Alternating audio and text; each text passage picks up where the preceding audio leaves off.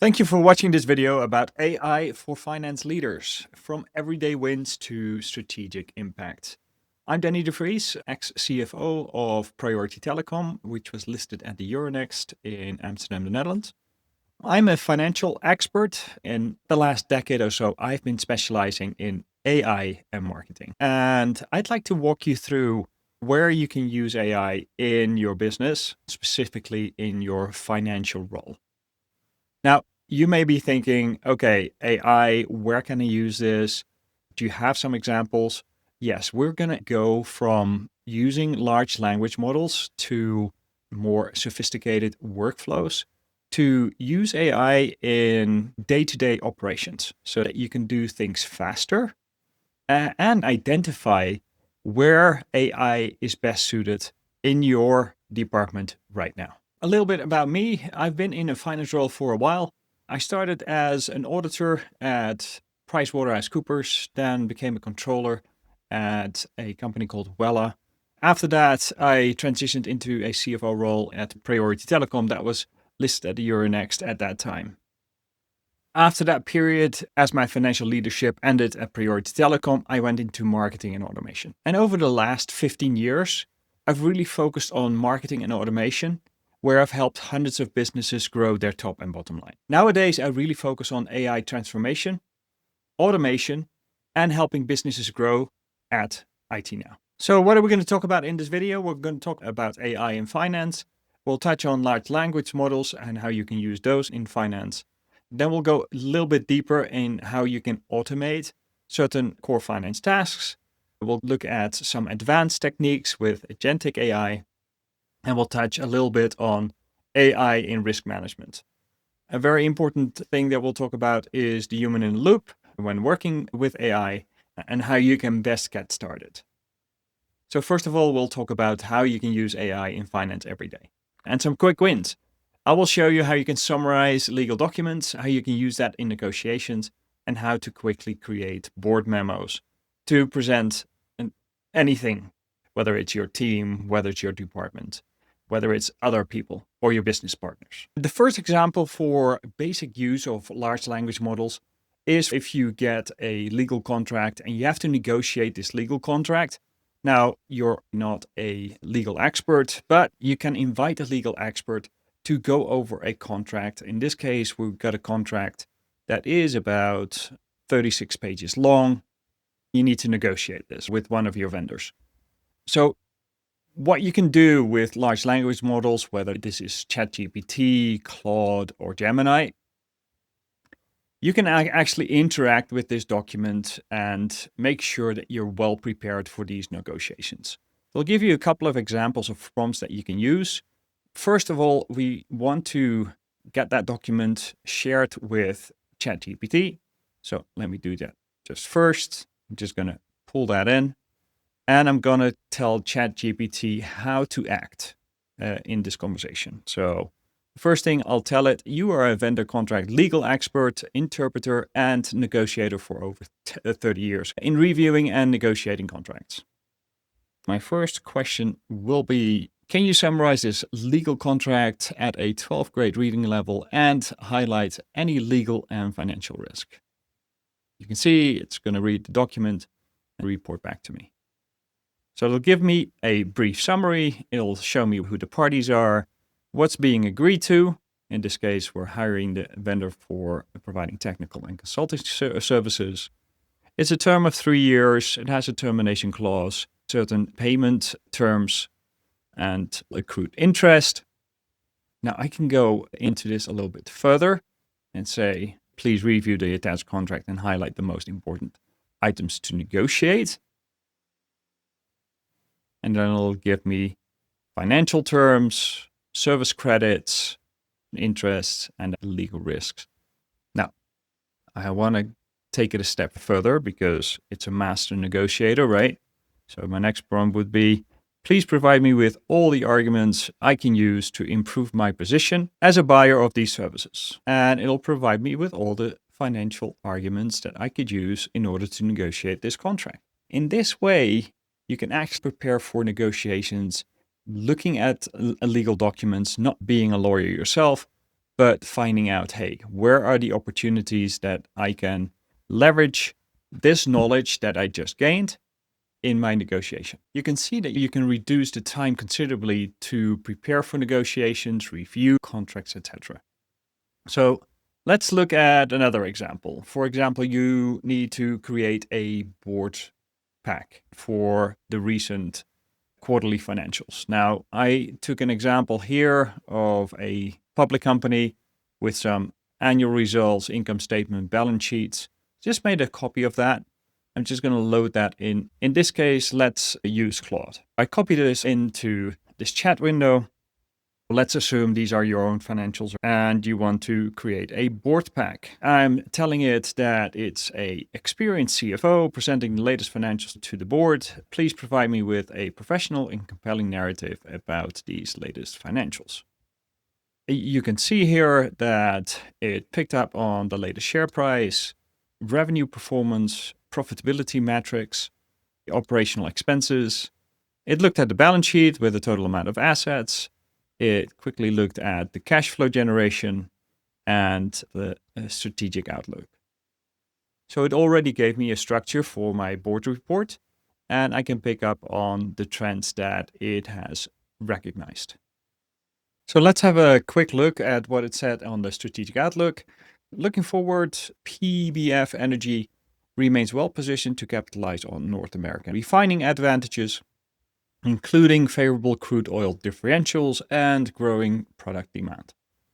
Our integrated asset base and strategic locations continue to provide competitive advantages in serving key markets. The current stock price presents an attractive entry point for investors who recognize the intrinsic value of our cash-generating assets and our management team's proven ability to navigate commodity cycles effectively. Now, that's a very nice way to say that the stock price is very low, right? But it's a strategic report, so it's phrased very professionally. You can write very effective board presentations quickly, and you can obviously elaborate on this. Let's assume that you're tasked with writing a new policy about your cash processes and procedures. So in this case, we'll just go to Gemini. We'll do a new chat here. So my prompt is, you are an auditor of one of the big four audit companies specialized in writing policies and procedures for payment processes for medium-sized health clinics. Let's assume I'm a health clinic. In this case, I'll ask the first question straight in this prompt. Can you write a policy document for my company, Chiro Practitioners Inc., to handle cash payments from patients? So here in Gemini, you can see it's a little bit different. It shows how it's thinking. So basically how it got to this document. But just in seconds, you can see how quickly it wrote the cash payment policy for Chiro Practitioners Inc. It gave it a number, it gave it an effective date, and here's the whole policy that you can use and amend according to your current situation. All right. Now, obviously, once you've written a policy, at a certain point, you'll also need to audit this policy. So I'll also ask it, can you write an audit program to audit these processes and procedures? And again, he'll see it'll be thinking. You can actually click into this open so you can see what it's really thinking about. And now it's going to write the audit program. Here you can see, obviously, you have to review this and see if it's an effective way of auditing, but your whole audit program is being created here. Select a sample of refund issued during the audit period, then verify the refunds for cash payments, verify that refunds for cash payments were issued via check or electronic transfer, not in cash. Confirm that each refund was approved by the clinic manager or supervisor and that proper documentation was retained.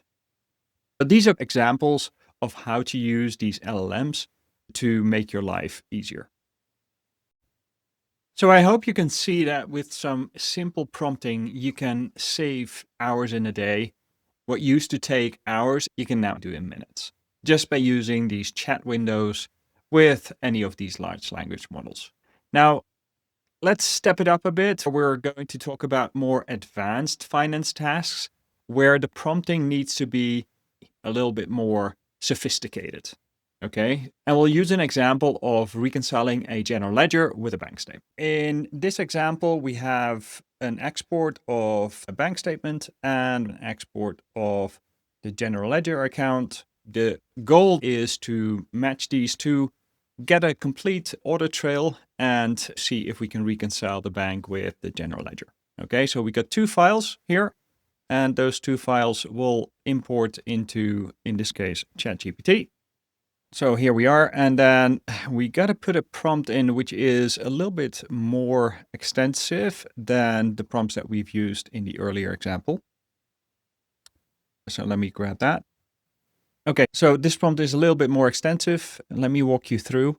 You are a reconciliation assistant for a healthcare finance team. Your task is to reconcile two data sources, one bank statement and second the general ledger export, both CSV files. Your objective is to match these transactions between bank and general ledger files using the following hierarchy. 1. Primarily, exact match on amount and reference ID. Secondary, match on amount and description with date plus 2 days. And then if no valid match is found, flag the transaction for human review. Okay. The output requirements in this prompt is a reconciliation summary, a reconciled transaction table, and an exceptions table.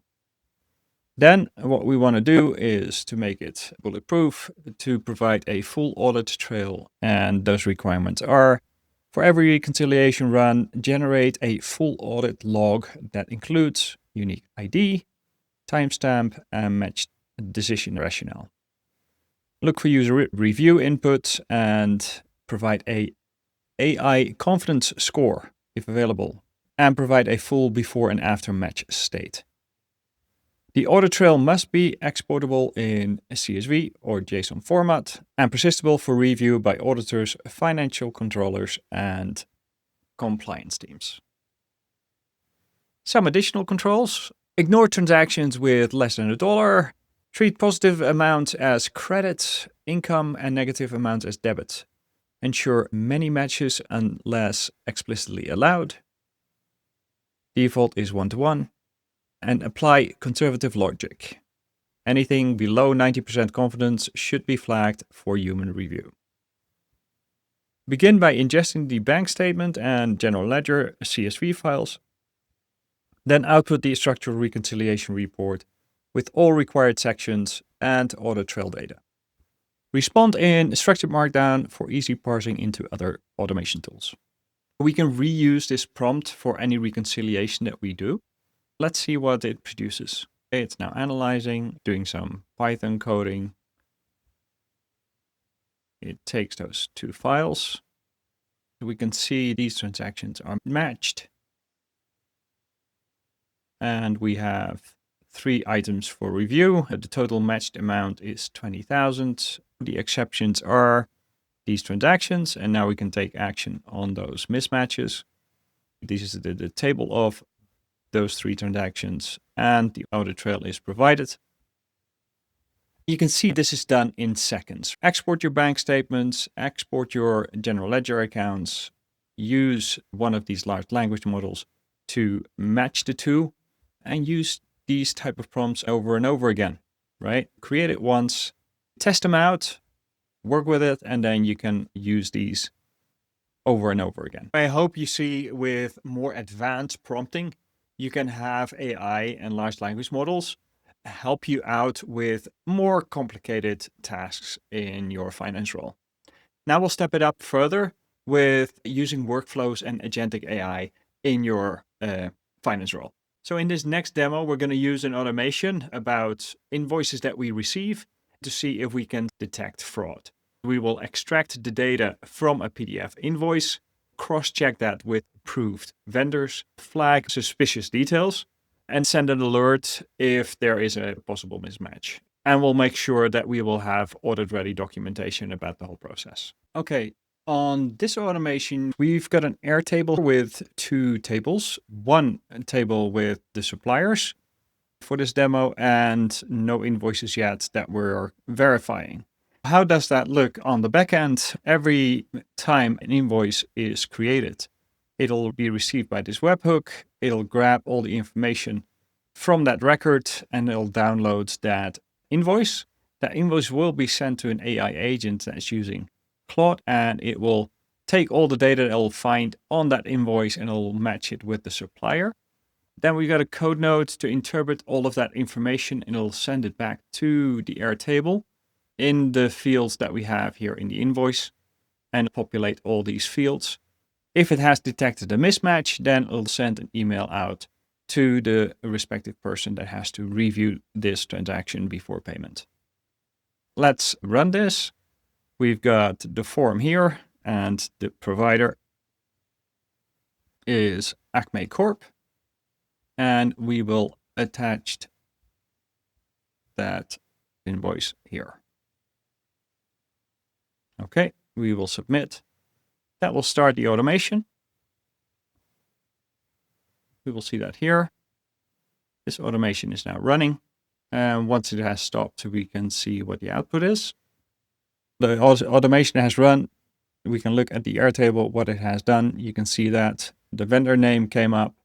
There's an invoice. This invoice has been flagged. There's a medium risk level and there is a flag reason. It says incomplete data, missing bank account and invoice amount. And then we have an explanation. The vendor is verified and approved supplier in our database with active status. However, the invoice submission is incomplete, missing critical payment information. So this one is flagged. It adds the date submitted and the date processed. And it will send an email. Let's have a look if the email was sent. And you can see here that invoice for review, incomplete data, missing bank account and invoice. So this message is sent to the person that has to review that. And that's an example of a short automation where every time an invoice is sent, that we can verify if that invoice is actually correct. Now, obviously, this is different from the previous use of AI. Specifically, we are working here in a workflow that gets triggered and has an important component of agentic AI. And let's have a look at how that looks. When I click into this node, you can see that it receives the invoice. And then this node has a user message and a system message. The system message is similar to a prompt we used before, where we define the role and tell the agent what to do. Here it's an agent, not just a large language chat field, where we are instructing the agent how to act and what to do. And then we are instructing it to provide a certain output, so that all the time it always outputs in a similar way. In the user message, you can see there's also a message where we can show the agent, okay, you need to analyze an invoice and there are some source data that you get. You get the vendor name that it has pulled. You get a bank account, and then you can see here that was not provided in this automation. And the invoice amount is not really specified. So that's the reason why it flagged it. And then here we give it some more clarification so that it acts the way that we want it to act. Sometimes this is a bit of trial and error. What does it give back? Is the response good enough? But once it is done, it kind of is going on auto repeat. You can use a workflow like this in any of your financial processes. Now, I've used this example because we see a lot of fraud, and fraud is increasing, especially when it comes to invoices and payments. There's a trend, and in this report, it is reported that About 37% of organizations globally have experienced some kind of deepfake voice fraud attempts. Those are fraud attempts to get your money transferred based on fraudulent invoices or fraudulent contracts, etc.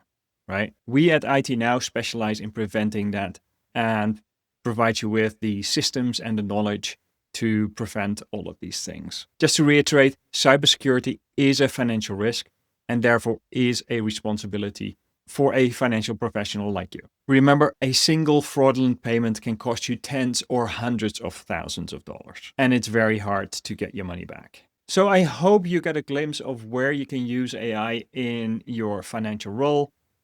It by far is not exhaustive. We'd be happy to talk to you and look at your financial processes and where it makes sense to insert AI and workflows and agentic AI. There are certain areas that you don't want to use AI. It does have its limits. Obviously, you don't want AI to make approvals for payments or exceptions. In the decision-making roles and processes, you don't want to use AI. You want to have the human in the loop. Human oversight is essential. Even if you do automate and use AI agents, there always needs to be a human in the loop that checks AI, because AI can make mistakes and you don't want to fully rely on AI, especially where the state of AI is today. So although in this demo we asked ChatGPT to act as a lawyer, it is not a lawyer. Always check with a professional when you go through legal documents. Be careful when you share sensitive data with public LLMs. No one actually knows what is being done with the information that you shared with LLMs. So make sure that if you have sensitive information, either you redact it before uploading it to large language models, or install a language model locally that you can use so it doesn't go to the World Wide Web. 2 important notices: don't completely trust. So how to get started with AI? What I suggest is that you identify low-risk processes where you have high leverage. For example, with bank reconciliations, if you spend a lot of time on repetitive tasks and you put a lot of resources on there, then that's typically an area where you want to start looking at implementing AI. First, start with using LLMs if you haven't already done so, with summarizing, with drafting, with Q&A and talking to documents and reports. Pilot some simple automations where you have a monthly prompt so you can save hours of your time. You can also use third-party apps. In this video, we used automations we built ourselves, but there are multiple third-party apps you can use to get AI embedded in your processes. I strongly recommend you also look at custom workflows and agentic AI. We ourselves have implemented that, and we can see that we're saving hours or days in not only financial workflows, but also marketing and sales workflows. If you want to understand and know where to best employ these workflows and agentic AI, then make sure you schedule a call and we'd be happy to talk to you about what you can do. Thank you for watching this video. If you got inspired by this video and you want to talk further about how to implement AI in your business, make sure you scan the QR code and we'd be happy to talk to you.